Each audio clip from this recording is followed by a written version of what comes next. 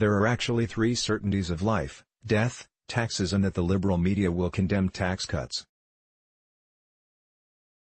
The New York Times published side-by-side stories on tax day about the impact of the 2017 tax reform bill. The first was about people shocked by lower refunds or owing taxes this April. The second proved that although most people got a tax cut, estimates varied from 64.8% to 80% of filers, many remain skeptical that they did. Blame the liberal media. The press promoted misinformation and denounced the tax reform legislation before and after it passed. For example, CBS stoked fears a deduction change would mean millions of Americans may end up seeing a tax increase. The Times also criticized the bill and branded it as a huge windfall for the wealthiest in September 2017. It even created a video claiming the bill could also lead to immediate tax increases for some middle-class families. The Times was one of many media outlets relying on the allegedly nonpartisan Tax Policy Center for a breakdown of the bill's impact.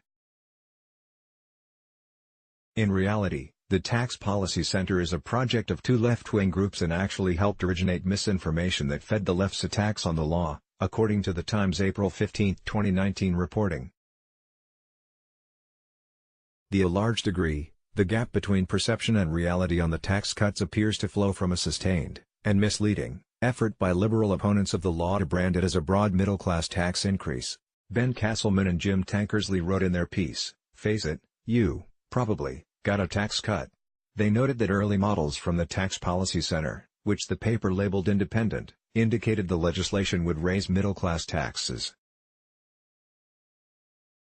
By the time it was signed into law, the TPC had adjusted their models and conclusions.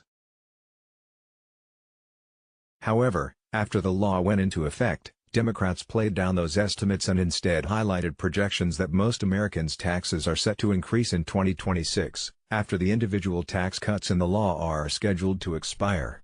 The facts are clear though. The vast majority of people did get a tax cut, H&R Block's Tax Institute analyst Nathan Rigney told The Times.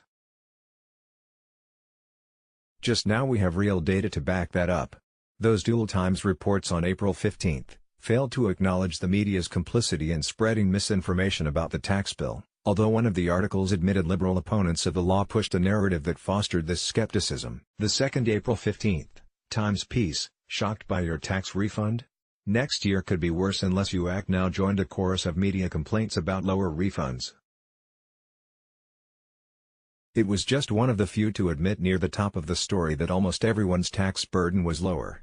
Both articles ignored the other ways the left and the media attacked the tax cuts. Tax cuts for the rich was a common refrain.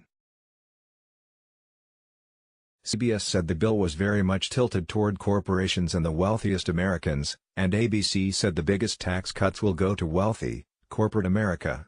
The Times also claimed the legislation could hurt the poor. Let's block ads. Why?